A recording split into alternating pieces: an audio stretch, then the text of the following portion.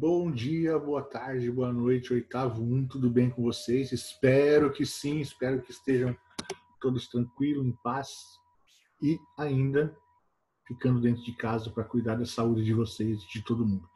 Vamos então a mais uma aulinha aqui na nossa parte de astronomia, cosmologia. Vamos falar hoje sobre as leis de Kepler e a lei da gravitação universal, as leis que regem as órbitas dos planetas em torno das estrelas. A gente falou um pouco sobre isso na aula passada.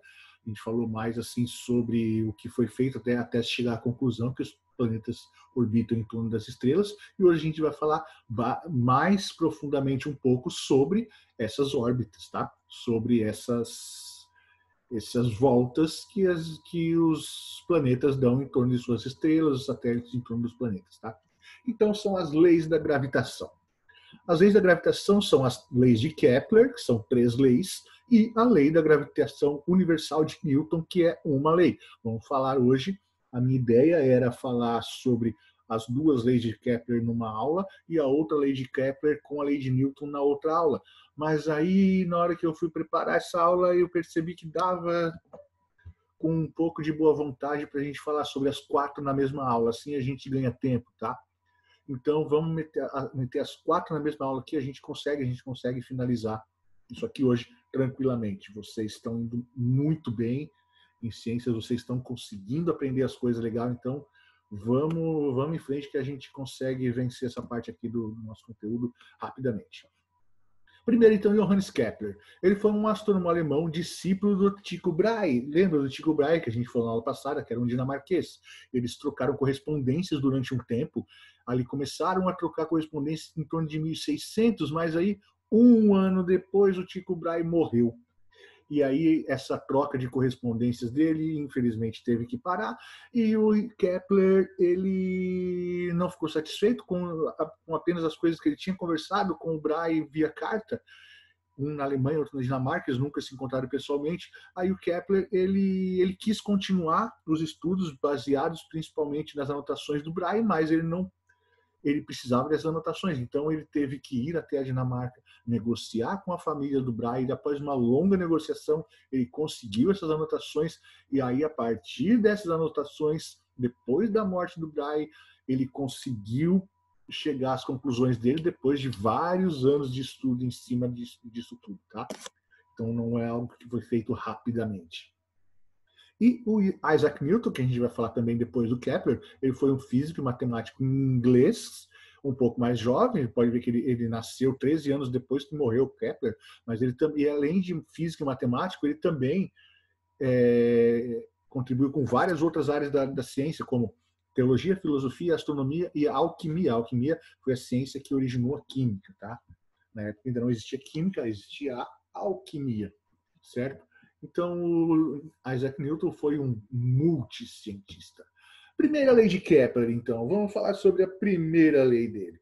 É a lei das órbitas. Ele descreve de uma maneira geral as órbitas dos planetas ao redor das estrelas. O que quer dizer de maneira generalista? Significa que ele não está descrevendo a órbita de um planeta em torno de uma estrela, não. Ele está descrevendo, ele está generalizando as órbitas dos planetas, de qualquer planeta ao redor de qualquer estrela, tá? Qual foi de onde ele partiu? Ele partiu do ponto que essas órbitas eram circulares, tá? Ou seja, que os planetas descreviam círculos em volta das estrelas. Só que aí, com os cálculos dele, ele percebeu que essa teoria não descrevia com precisão, com exatidão, o posicionamento dos planetas no céu. Ele calculava o posicionamento dos planetas com base numa órbita circular, e aí quando ele ia olhar no céu, o planeta não estava onde ele calculou que estaria. Aí ele percebeu que as órbitas não eram circulares, tá? Só que ele teve que fazer muitos cálculos extremamente complexos, ele só conseguiu isso porque ele era um matemático muito habilidoso, ele era muito bom de conta, tá? E aí, com esses cálculos de altíssima complexidade, principalmente para a época, onde não existia calculadora, não existia computador, nada, fazia tudo na mão, tudo no braço, ele concluiu que as órbitas eram, na realidade, elípticas. Órbita elíptica é o quê? Uma órbita oval. uma ovalada. Então não era um círculo, era um círculo um pouquinho mais ovalado, com o Sol posicionado em um dos focos da elipse. Um dos focos da elipse. Primeiro, o que é a elipse? A elipse é uma figura geométrica, você já deve saber isso, deve ter visto em matemática. A elipse é uma figura geométrica que parece um círculo, só que ela não é totalmente redonda, é um pouquinho achatada, tá? É um oval, lembra a forma de um ovo, só que o ovo é tridimensional. É como se você desenhasse um ovo no papel, certo? Então, e o Sol está posicionado em um dos focos da elipse. Mas o que são os focos da elipse? Os focos são dois pontos, são dois, tá? Localizados no eixo maior da elipse, um de cada lado, um para cada lado do centro desse eixo. Ou seja, você tem o eixo maior da elipse, você tem o centro dele. Os focos não estão no centro, os focos estão um para lá, um para cá do centro. Mas aí eu falei do eixo maior. O que seria o eixo maior? O eixo maior da elipse é uma reta que liga os dois pontos mais distantes entre si da elipse. Ou seja, você na linha da elipse você vai pegar aqueles dois pontos que estão mais longe e ligá-los e você tem o eixo maior. É complicado? Pode parecer complicado falar assim. Então vamos ver a figura. Tá? Vamos ver o desenho que vocês vão entender. Então, desenhando aqui a primeira lei de Kepler. Olha só, você tem a elipse, está vendo que é quase um círculo, mas ele está um pouquinho achatado. Tá? E você tem duas linhas pontilhadas. As duas linhas, a linha pontilhada vertical, ela está ligando os dois pontos mais próximos. Ela é a menor linha que você consegue fazer entre dois pontos opostos da elipse. Tá? E a linha horizontal está ligando os pontos mais distantes. É uma linha mais longa, é a mais longa possível, porque liga os dois pontos mais distantes possíveis, tá? Então, o eixo maior é esse eixo aqui, horizontal. O lugar onde as duas linhas se cruzam, ele é exatamente o centro da elipse. Então, você vê onde as duas linhas pontilhadas estão se tocando, é exatamente o centro da elipse. E os focos não ficam no centro. Os focos ficam um de cada lado do centro. Eles são no meio de cada trecho desse? Não. Existe um cálculo matemático um pouco mais complexo para você achar o foco da elipse. Você não vai precisar disso. Nós não vamos falar sobre isso, porque a gente não precisa calcular o foco da elipse aqui. O Kepler calculou lá. A gente não vai precisar desse negócio, tá? Então, é só para você saber o que são os focos da elipse. Um é ali onde está o Sol e o outro é onde está o xizinho ali, tá? São os dois focos. A elipse é o quê? É a órbita do planeta. O planetinha está em azul ali. Então, você está vendo que o Sol está em um dos focos. Ou seja, quando o planeta passar ali onde cruza o eixo maior, ele vai estar bem próximo do Sol. Quando passar na outra ponta do eixo maior, ele vai estar o mais distante possível do Sol. E aí você tem as estações do ano. Você tem o inverno ali de um lado, o verão aqui do outro lado. Certo? Então, essa aqui é uma representação da primeira lei de Kepler. Você tem uma órbita oval, você tem uma órbita oval ou elíptica, né, que é a forma correta de falar. Nessa elipse, você tem o eixo menor, que está aqui, e o eixo maior, que está aqui. Nesse eixo maior, você tem dois pontos que são os focos. Tá? A elipse tem dois focos. Eles estão exatamente em cima do eixo maior, e em um desses focos fica o Sol. Tá? E o planeta faz essa volta, então, dessa forma aí. Ok? Deu para entender a primeira lei? Tranquilo, né? Então, vamos à segunda lei de Kepler. Antes disso, uma sugestão para vocês, para ver se você para fazer uma elipse. Atividade da página 10 da apostila de vocês. É uma sugestão, ninguém é obrigado a fazer ou me mandar. Mas é um negocinho que você vai pegar um papelão, pegar dois pregos nele, pegar um barbante, e com o papelão, o barbante, você consegue desenhar uma elipse no papelão, tá? É para você entender direitinho o que é elipse, então. Beleza? Então é uma sugestão, se vocês quiserem fazer a atividade da página 10, sem obrigação. Mas quarentena, né? Vocês estão com tempo, eu acho que dá para fazer. Tranquilo? Beleza. Segunda lei de Kepler, então. A segunda lei de Kepler é a lei das áreas. Ele explica que a velocidade da órbita dos planetas não é constante, ou seja, a velocidade do deslocamento do planeta muda. Uma hora ele está mais rápido, outra hora ele está mais devagar. E varia de acordo com a posição do planeta na órbita, seguindo um padrão que ele definiu com cálculos ainda mais complexos do que aquele da primeira lei. De acordo com essa lei, se as duas áreas em azul na figura, você vai ver a figura que eu vou mostrar ali. Olha aqui. Se as duas áreas em azul na figura forem iguais, o tempo que o planeta leva para percorrer o trecho correspondente também é o mesmo. Então, você tem aquela área em azul ali. O planetinha, ó, vamos com calma, vamos explicar uma por uma. A elipse é a órbita do planeta. A bolinha verde é o planeta. A bolinha amarela é o Sol, ok? Aí você tem duas áreas ligando, duas sombras em azul, uma que liga o Sol a um lado ali da órbita, outra que liga o Sol ao outro lado da órbita. Aí você calcula a área dessas figuras geométricas. Mais uma vez, nós não vamos calcular. É só para você saber como funciona a segunda lei. Nós não vamos calcular essa área. Então mas você calculando essa área desse cone aqui, da esquerda, com o outro cone da direita. Se as duas áreas forem iguais, significa que a área que o tempo que o planeta demora para percorrer aquela areazinha da esquerda, a linha azul, é o mesmo que ele demora para percorrer essa área da direita. Então, você está vendo que está escrito slower e faster. Quer dizer, aquela parte da esquerda ali onde está escrito slower é menor do que aquela parte da direita onde está escrito faster. Só que as duas áreas são iguais. Então, onde está escrito slower significa mais devagar. Faster significa mais rápido. Quer dizer, naquela parte da esquerda ali, a órbita do planeta vai ser mais lenta. E naquela parte da direita, mais próxima do Sol, a órbita vai ser mais rápida. Por quê? Porque aquelas duas áreas em azul são iguais, tá? Então, isso não vale só para esses dois pedaços aí, obviamente. Qualquer duas áreas que sejam iguais, o planeta vai levar o mesmo tempo para percorrer aquela partezinha da órbita. Deu para entender? Acho que deu, né? Tá tranquilo, tá? Se não deu para entender, a gente tem novamente um encontro na terça-feira às 10 da manhã. Lembrem de me perguntar, ok? Mas é isso aí, eu acho que vocês conseguiram entender. Se não, a gente está lá para tirar a dúvida depois. Terceira lei de Kepler. A terceira lei é a lei dos períodos. Ela faz uma correlação entre as órbitas dos planetas e o tempo que eles demoram para completar uma translação. Ok? Então, esse aqui ele não descreve órbita como as duas primeiras leis. Essa aqui fala mais sobre o tempo. A translação, a gente sabe, é uma volta completa do planeta em torno de uma estrela. Depois de muitos anos de estudos, observações e cálculos, ele conseguiu finalmente ter uma fórmula para essa correlação.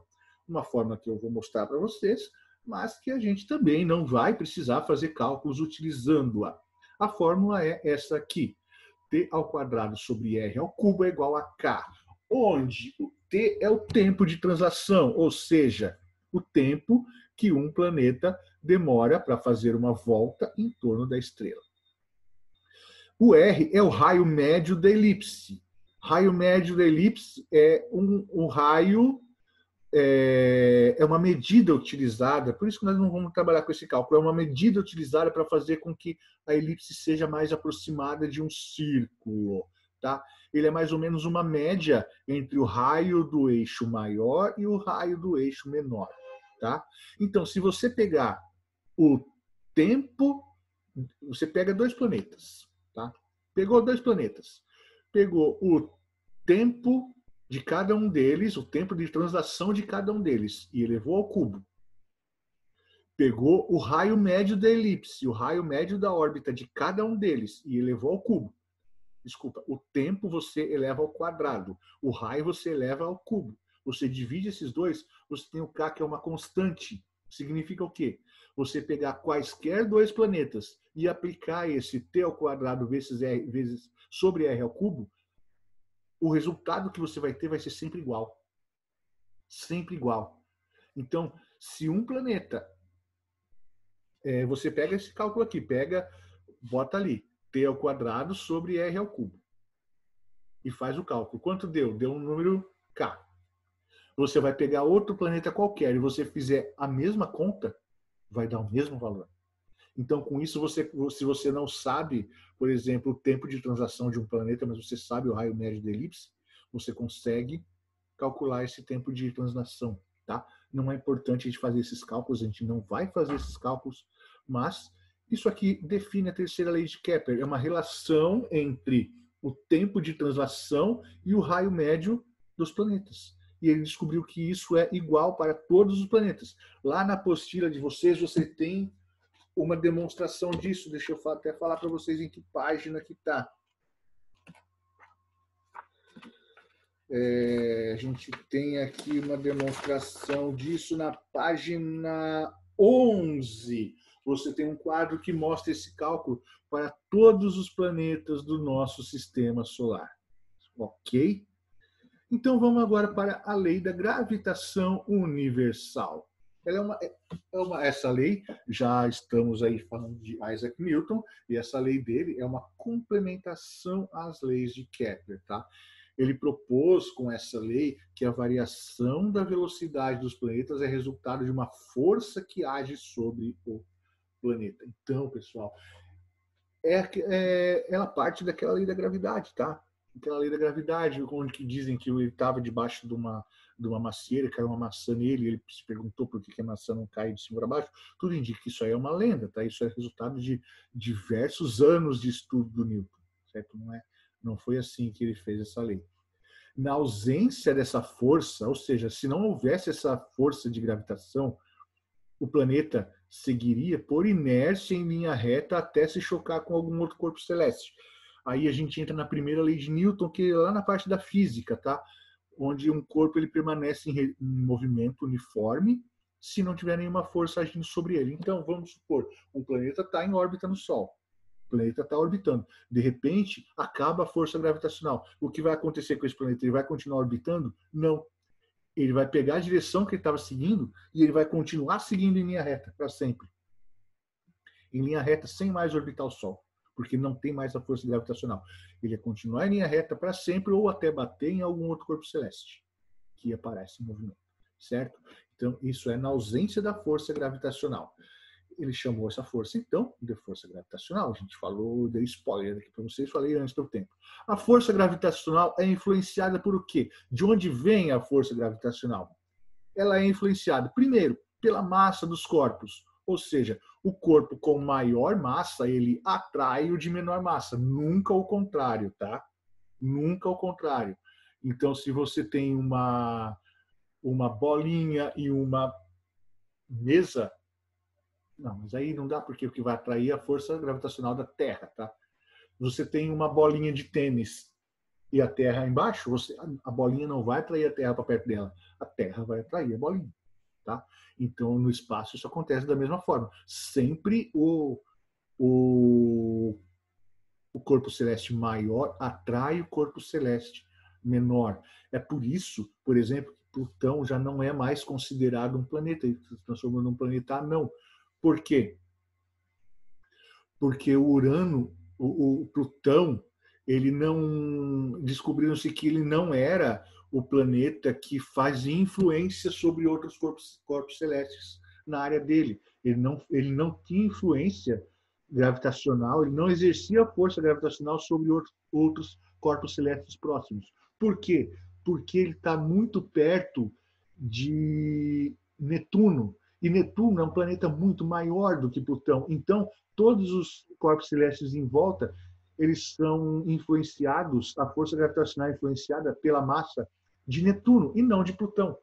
E com base nisso, Plutão deixou de ser considerado um planeta e passou a ser considerado um planeta anão. Por isso nós não temos mais 9 planetas no nosso sistema solar, e sim 8. Então, a força gravitacional é diretamente influenciada pela massa dos corpos.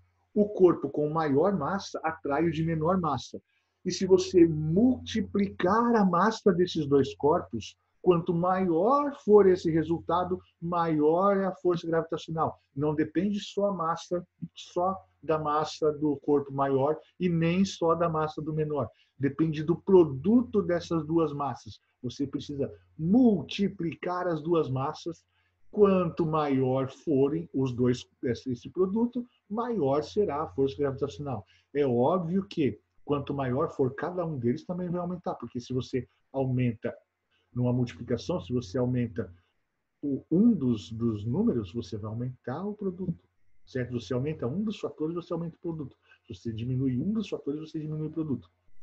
Tá? Mas quanto maior, então, for o produto das massas dos dois corpos, maior vai ser a força gravitacional. Mas não só isso que influencia também a distância entre esses dois corpos celestes.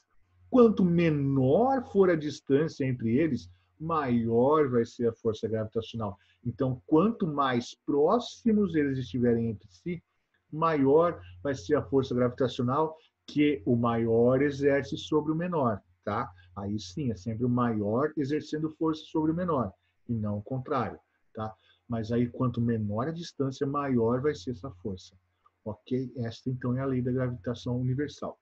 Vamos dar uma resumidinha, então, mais uma vez para ficar bem claro. Primeira lei de Kepler.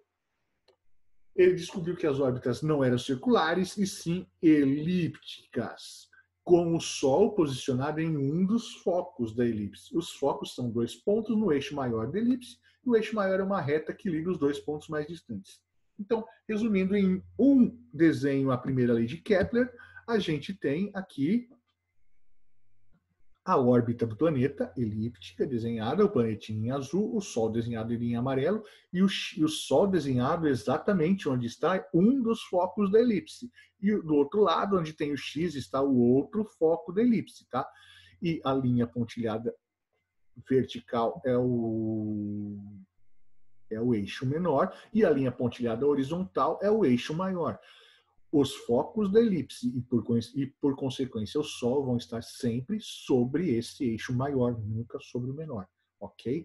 Aí nós temos, na segunda lei, resumindo ali, se você pega duas áreas, você pega a estrela e faz linhas até a linha da órbita do planeta, tá? Você pegou duas áreas. Se essas duas áreas em azul forem iguais, o tempo que o planeta demora para percorrer esse pedaço também vai ser igual nas duas áreas. Então, o planeta não está em movimento uniforme. Ele pode estar mais rápido em um momento, mais lento em outros momentos. No caso aqui do desenho, ali onde está escrito slower, naquela parte mais longe do Sol, ele está mais lento. E nessa parte azul mais próxima do Sol, ele está mais rápido, ok? Todas as órbitas são assim. E a terceira lei de Kepler tem essa formulinha que relaciona o tempo de translação com o raio médio da elipse. E você fazendo esse cálculo aí, você vai ter um valor K que é sempre igual, é uma constante, não importa qual seja o planeta, o valor desse cálculo vai ser sempre igual, como você pode ver ali na página 11 da apostila, naquele quadro que tem lá, ok? E a lei da gravitação universal, ele sugere que os planetas, todas as órbitas estão sujeitas a uma força gravitacional, e a força gravitacional é influenciada, então, pela massa dos corpos. Quanto maior o produto das massas, maior a força gravitacional. Você precisa fazer uma multiplicação, então, e pela distância entre os corpos. Quanto menor ela for, maior vai ser essa força gravitacional. Ok? Tranquilo, né? Bem fácil, então. Então, beleza, por hoje é só. Só vou pedir algumas atividades para vocês. Vocês podem fazer as atividades da página 14, apenas as questões 1, 2, 3 e 4. Tem a questão 5 lá, não precisa fazer. Ok? E, se vocês quiserem fazer a atividade ali da elipse da página 10, não é obrigatório, mas podem fazer. Ok? Então, uma boa semana para vocês. Continuem em casa, continuem cuidando da saúde de vocês, da família de vocês. Encontro marcado novamente na terça-feira, às 10 da manhã, para tirar dúvidas. Certo? Então é isso, pessoal. Até a próxima. Vejo vocês na terça. Abraço para todo mundo e até lá. Tchau, tchau.